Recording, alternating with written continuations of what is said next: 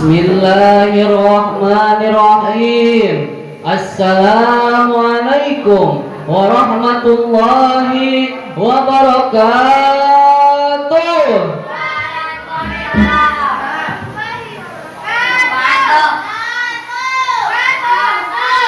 Alhamdulillahi rabbil alamin wa bihi nasta'inu ala umuri dunya waddin wa ala asrafil anbiya'i wal mursalin wa ala alihi wa sahbihi ajma'in. Rabbi israh li sadri wa yassir li amri wa hlul 'uqdatam min lisani yafqahu qawli ya fattahu ya alim. Amma ba'd. Segala puji hanya milik Allah Subhanahu wa ta'ala, Zat yang maha ghafur, Zat yang maha syukur, yang telah memberikan kita beribu-ribu nikmat yang tak terukur. Nikmat iman, nikmat Islam, dan nikmat sehat walafiat, sehingga dimana kita bisa berkumpul di tempat yang insya Allah dimuliakan oleh Allah Subhanahu wa ta'ala. Amin ya Allah ya Rabbal alamin.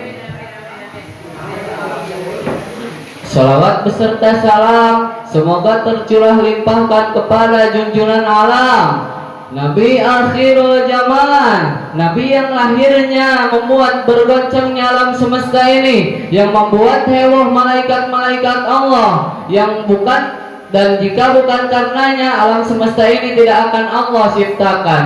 Siapakah dia? Nabi bana wa nabiyana Kanjeng Nabi Muhammad sallallahu alaihi wasallam. Semoga tersampaikan kepada keluarga-keluarganya, sahabat-sahabatnya, dan kita selaku umatnya yang mengikuti sunnah-sunnah beliau mendapatkan syafaat kelak nanti di yaumil qiyamah. Amin ya Allah ya Rabbal alamin. Yang terhormat kepada pimpinan umum Pondok Pesantren Riyadul Huda yang terhormat, kepada Dewan Juri dan Dewan Kiai yang saya hormati, dan teman-teman seperjuangan yang saya banggakan.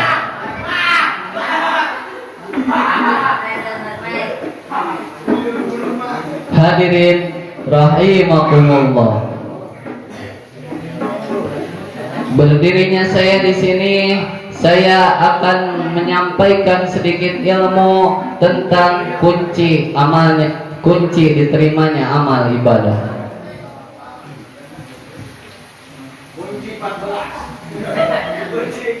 Allah tidak akan menerima amal kita sebelum memenuhi dua syarat ini.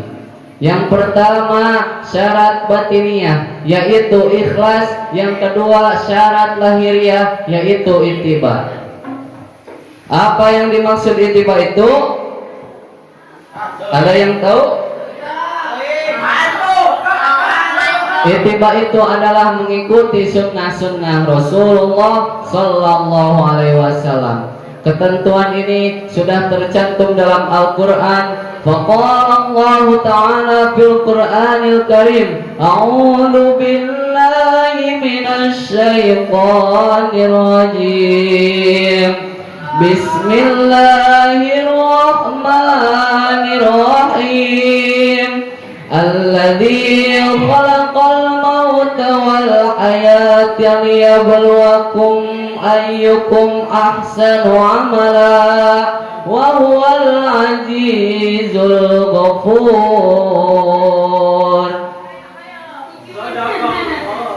Al-ayah. Sadaqallahul adzim. Yang menciptakan mati dan hidup untuk menguji kamu dan siapapun yang lebih baik amalnya, dia maha perkasa dan maha pengampun. Quran surah Al-Mulk ayat 2. Al-Qudali menjelaskan maksudnya siapakah yang paling ikhlas dalam beramal. Namun kalaupun suatu amalan dilakukan dengan ikhlas tetapi tidak benar atau tidak dengan petunjuk-petunjuk Rasulullah Shallallahu Alaihi Wasallam, maka amal itu tidak akan diterima oleh Allah Subhanahu wa Ta'ala. Hadirin rahimakumullah.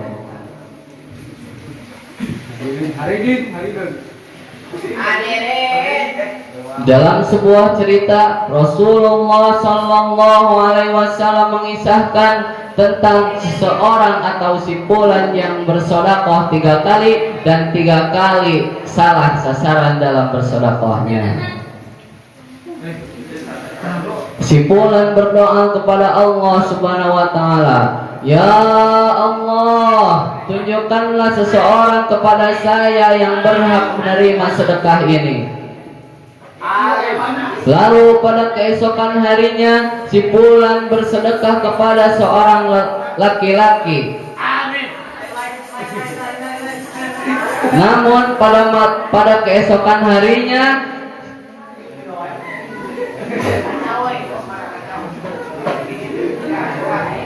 orang-orang gempar membicarakan jika semalam ada seorang pencuri mendapatkan sedekah. Lalu mendengar hal itu, si fulan pun bersedih dan merasa salah sasaran dalam bersedekah. Lalu si fulan berdoa lagi meminta petunjuk kepada Allah. Ya Allah, tunjukkanlah kepada saya siapa yang berhak menerima sedekah. Lalu pada keesokan harinya si fulan langsung bersedekah lagi kepada seorang perempuan. Namun orang-orang kembali gempar membicarakan jika semalam ada seorang penjina yang mendapatkan sedekah. Amin. Lalu mendengar hal itu, si fulan pun bersedih kembali dan merasa salah lagi sasaran dalam bersedekah. Di situ si fulan tetap ingin bersedekah. Sedekah yang ketiga kalinya si fulan bersedekah, namun si fulan tidak tahu bahwa yang diberikan sedekahnya itu adalah orang kaya. Pada saat malam harinya, orang-orang gempar lagi membicarakan bahwa ada orang kaya yang mendapatkan sedekah. Lalu mendengar hal itu, si fulan merasa sedih lagi dan merasa salah sasaran, sudah 3 kali salah sasaran. Mungkin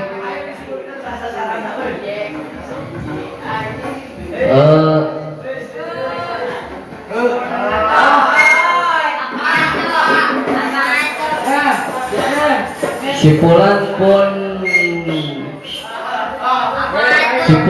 mengira bahwa doa-doanya kepada Allah tidak dikabulkan karena sudah berkali-kali mendapatkan sedekah tidak kepada orang yang berhak menerimanya.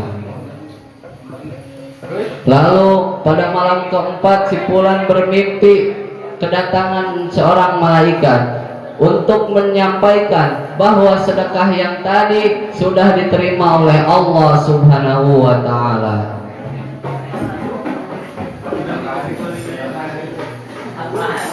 Lalu malaikat itu mengatakan, ya fulan, sedekah yang pertama Allah terima karena berkat sedekahmu kamu telah menghalangi seseorang untuk mencuri, karena pencuri itu sudah mendapatkan harta darimu. Lalu sedekah yang kedua yang terima Allah, berkat sedekahmu kamu telah menghalangi seseorang untuk berzina, karena dia sudah mendapatkan apa yang dia butuhkan,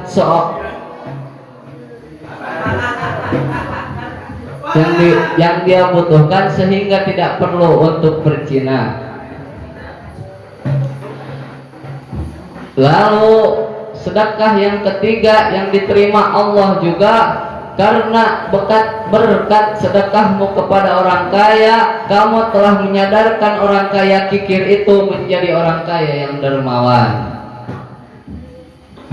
Inilah yang dinamakan dengan amal baik dan penuh keikhlasan dalam melakukan suatu amal kebaikan.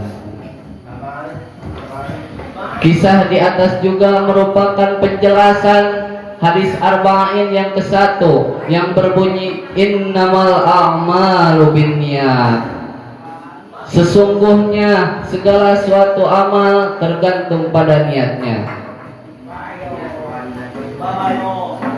Jika niat kita benar dan ikhlas tulus mengerjakannya, maka seberapa kelirunya kita, amal kita akan diterima oleh Allah Subhanahu wa taala.